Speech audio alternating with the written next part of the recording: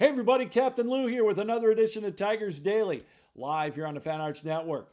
We would like you to subscribe to our YouTube channel, which is Tigers Daily. You get all of our great news, all the Tiger news, the good stuff, the bad stuff, and everything in between. We keep you updated right here on Tigers Daily. The best way to keep updated, subscribe to our YouTube channel here on Tigers Daily, courtesy of the Fan Arts Network. Happy Bobby Bonilla Day, by the way, July the 1st, 2026. Happy Hump Day. It's a happy Bobby Bonilla Day in the Tigers portion of the Yankees clubhouse right now. Another bombing yesterday, if you will. The Bronx got bombed by the Tiger Bats. 5 home runs yesterday in a convincing 9-3 lead, to say the least, and the score wasn't even that close. The Tigers and Tarik Skubal mowed their way through the Yankees lineup again yesterday as they take game 2 of the 3-game set. Cam Schlittler, Tarik Skubal, on paper, a matchup of 2 of the best in the American League, but the Tigers had something on Cam Schlittler, and you got to give credit where credit's due. We bash AJ Hinch, we got to give him his flowers today because he definitely had a game plan. They had a scouting report on Cam Schlittler because they got 5 home runs off of him, or 4 home runs off of him, and another one in the 6th inning. But it was more than enough as the Tigers jumped out to that 9-2 lead after 6 innings of play. All started really in the top of the first. After 2 outs, Kerry Carpenter came up and deposited one on an 0-2 pitch into center field, 412 feet. And then right after that, it was Riley Green to right field, 424 feet. And then 2 batters later, Spencer Torkelson bombed one to left field, 400 feet. So they sprayed it all around the cheap seats in Yankee Stadium in that opening inning for a 4 spot to stake out Tarik Skubal to a big lead early. He gave up a home run to Ben Rice in the bottom of the first, but that was it. Then he put it on cruise control, and he showed the Yankee crowd and the Yankee faithful and everybody on national TV last night why he is the 2-time defending Cy Young Award winner in the American League. 6 innings, 1 earned run, 9 strikeouts, what turned out to be 1 hit. He did give up 2 runs, but they changed a base hit that went under the wickets of Zach McKinstry, who was playing shortstop for the Tigers. They changed it to an error, so that made that second run that was given up an unearned run. But that made it 9-2. It still made it 9-2, but just 1 earned run for Tarik Skubal in 6 innings of work. He was dealing as the Tigers now win their 2nd straight over the Yankees in New York. James Outman, you got to give him his flowers too. A 3-run bomb in the 6th inning after an error again by the Yankees. That set them to that 9-1 lead. The Yankees got one in the bottom of the 9th, or bottom of the 6th, as I mentioned. They got a run in the bottom of the 9th to make it 9-3. They were staring at something, were the Yankees, a modern day, or an MLB record they were staring at, as they were this close. They were 1 out away. They were centimeters away as Kerry Carpenter couldn't hold on a shoestring opportunity with 2 outs in the bottom of the 9th. The Yankees were this close to being the first team in Major League history to go 5 straight games with 3 hits or less. They ended up getting 4, but they still lost 9-3 to the Tigers. So at least they did something. They now share the record with the 2003 Detroit Tigers, a futility record at that, as the most consecutive games with 3 or fewer hits, that being 4. But getting back to the performance for the Tigers, they were phenomenal again on Tuesday night. 9 runs coupled with 7 yesterday, averaging 8 against a Yankees team just a week ago were the best team in Major League Baseball on the pitching side of things. But now they've sent the Yankees to their 6th straight loss. They are now 2.5 games behind the Tampa Bay Rays. So a big outing for the Tigers, something they needed. They've got to keep it going if they want to have any sniff of a playoff chance come the end of July. They've squandered enough opportunities. You can look at all these numbers. Here's another crazy stat for the Tigers, by the way.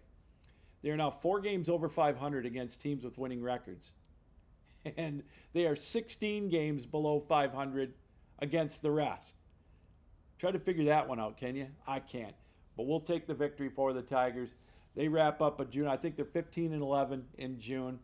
a far cry from 6-22 in May. At one point, the Tigers, beginning of last week, were the best team record-wise in the American League in the month of June. With that slide they had towards the end of last week, that annulled that. But now, again, they finished 15-11, still 12 games under 500, still 9 games out of first place in the American League Central, and a half a dozen games out of the wild card spot in the American League. So a long hill to climb for the Tigers. They're not mathematically eliminated yet, but they got a long, long way to go as they try to get any kind of semblance of a chance of getting into the playoff hunt here starting in July, potentially down to the trade deadline, where things will get real interesting for the Tigers. Now, we mentioned Tarik Skubal again. It was reported today that there was a conversation he had with AJ Hinch, that he wants to see how he does in the next couple of outings or so, to see maybe what, and then they'll talk about maybe what their future is. Now, I don't know how much truth there is to that.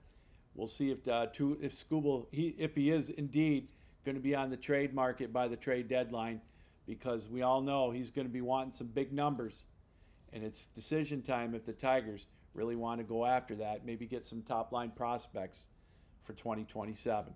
Well, speaking of Tarik Skubal and the rest of the Tigers, All-Star game selections are coming down to the wire. Now they have their secondary All-Star game selections. Nobody on the Tigers is going to be in that running. I think the Blue Jays have one person at each position. That's the public vote. They got out and voted. Can't complain about that. That's what it's set for. Now it's the second round of voting. My question to you is, who do you think may come from the Tigers on the All-Star team? Now, they're going to get at least one. And I got to think my guess for the Tigers is going to be Dylan Dingler, the stalwart catcher for the Tigers. He's got 19 home runs, 59 RBIs. He's tied for the American League lead for home runs for catchers in the American League. I have a feeling he will probably be the one that will end up getting the All-Star nod. Now, you could say maybe Tarik Skubal will get an opportunity potentially with, being a two-time Cy Young Award winner, looking very strong.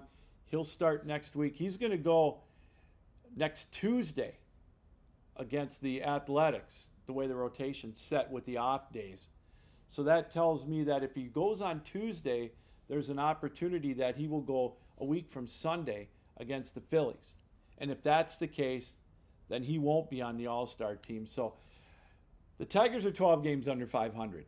Realistically, how many players should they have on the All-Star team? Now, I thought maybe a month ago that Kevin McConaughey deserved a spot. He's kind of cooled off a little bit.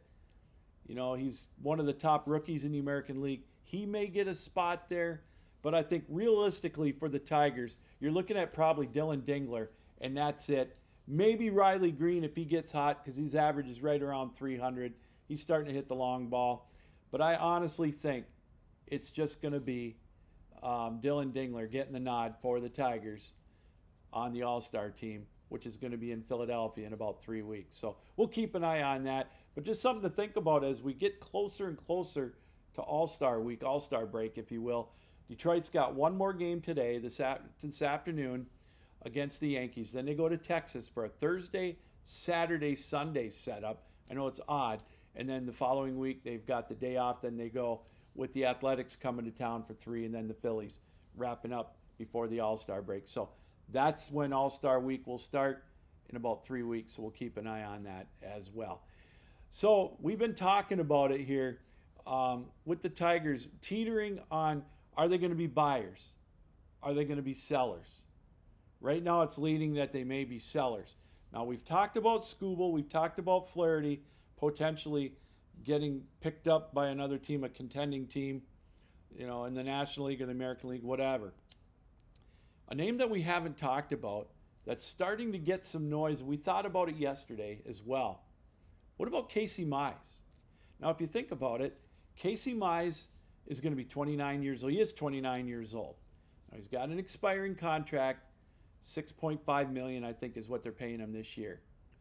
Did he put on an audition for the hometown New York Yankees yesterday? Now we know the situation they're in right now. They're depleted. I get it. The lineup they rolled out last night was almost a minor league lineup.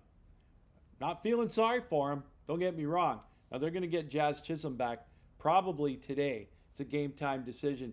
He cleared concussion protocol. But I mean, the Yankees still need pitching too. Now here's a chance for Detroit to get someone that I really was kind of keeping an eye on. Now if this was Skubal, I would think they would potentially, if he was traded to the Yankees, they would probably get Lombardi. I don't think the Yankees would be willing to part with him for Casey Mize. But someone that I had my eye on with the Yankees as a potential trade chip would be somebody like Spencer Jones. 6'7", 240. Last year hit a combined 35 home runs for the Yankees in the minors. He's got range. He's got pop in his bat. Decent average. But he's got range in the outfield. He's quick. He's got wheels. He's stolen 97 bases in 3 years in the minors. Now, I know that doesn't sound like a lot to old-timers like me, but in this day and age where stolen bases really are kind of a luxury, if you will, I think this would be a good addition. Now, I think Detroit could probably get another bat, maybe another lower prospect, a single-A prospect, but I think Spencer Jones would be a good fit for the Tigers. He could probably fit right in the lineup in August and September. But it's a big ask. This is one that a lot of people are on the fence with should Detroit give up Casey Mize if they are sellers towards the deadline. He's been solid, but we all know his injury history too. That could scare some teams away. But you got a team like the Yankees who could use an arm, the Braves potentially, maybe Milwaukee. Those are teams that are leading their divisions. The Yankees, of course, knee-deep in the pennant race. The Dodgers, they're so stocked with talent right now. I know they're going to be players. They might be a team to keep an eye on with Casey Mize too, and we'll examine that down the road. But again, this is one that's maybe a little more controversial, if you will. That being Casey Mize. Now, there was a report today too, some good news for the Tigers. The Jackson Jobe threw kind of a rehab session, if you will, threw off the mound, and he hit 100 miles an hour. That's significant. Now, he's still a ways to go. He's got to have his rehab assignments, but it sounded like, according to A.J. Hinch, it went good for Jackson Jobe. So if he was able to come back, maybe make a couple of starts, a start or two before the deadline, and Detroit is still hovering 12 to 14 games below 500, if they're not seriously in a playoff race, a playoff push, I would almost take a flyer on seeing what's out there for Casey Mize. And again, someone that's good to keep an eye on it would be Spencer Jones. He's got a good stick in the minors. Now, I know we've been talking about who could the Tigers get to help their anemic bats. They're starting to warm up right now, but the problem is it takes so long, and you still have a couple of anchors in your lineup that aren't even hitting 200 yet. They're decent in the field, but they still lack at the plate, and that's what Detroit's going to need. Now, Detroit just got their 34th straight start where their starters only allowed 4 runs or less.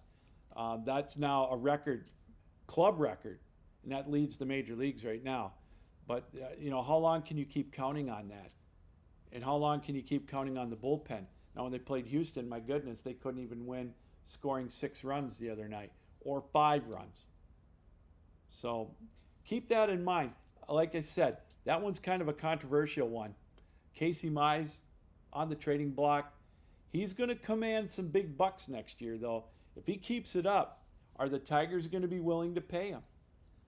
He's looking at probably 9-figure contract. He's looking at least $100 million, if not more. You think you figure he's probably going to command about $30 million. And if he goes 4 years, that's $120. That's a lot of money. Are the Tigers willing to pay him that? Obviously, Tarik Skubal is the prize of the market right now if the trading block opens up and the Tigers are sellers. But if Detroit is thinking about signing him, that number at the front is going to be a high 3 or a low 4. So a lot of money at stake for the Tigers. And we all know the Ilitch family's not exactly writing out willy-nilly checks like old man Mike did back in the day. So keep an eye on that. Keep Casey Mize on your radar as a potential trade chip for the Tigers towards the end of July. All right, the Tigers are going to end up, as we mentioned, this afternoon at Yankee Stadium at the Bronx, looking for a sweep. Troy Melton will look to keep it going for the Tigers. He's looked strong on the mound for the Tigers. As have all the starters in the last month, really. If you think about it, with that stat we just mentioned, 34 straight games of 4 runs or less by the Tigers starters. So he's going to look to keep it going for the Tigers as they look to complete a sweep of the Yankees and then hit the road to Texas. It's a getaway game. It's going to be an afternoon game. 1:40, I believe, is first pitch. So a big game for the Tigers. They got to try to keep it going. It's amazing. Just when you start to write off the Tigers, they start doing well. Well, now the page has turned to July. It's Bobby Bonilla Day today.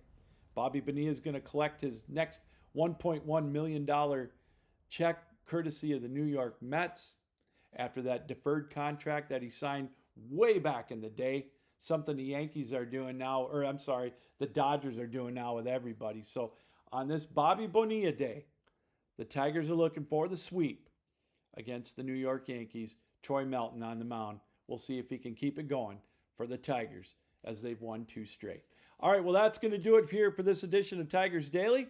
I want to thank everybody who took time out to be with us on your iPhones, your televisions, your laptops, your computers, however you watched us around the world here on Tigers Daily. Hey, don't forget, hit that subscribe button. Let's get a lot of people on. Let's get the word out. I want to thank everybody who has watched us here as we've started out our first week just about in the books here on Tigers Daily. So excited to be with you to bring you all the updates on Tiger baseball every day here on Tigers Daily. Until tomorrow, Captain Lou saying keep your heads up, keep your sticks down, keep your feet moving, and as always, keep your minds open. So long.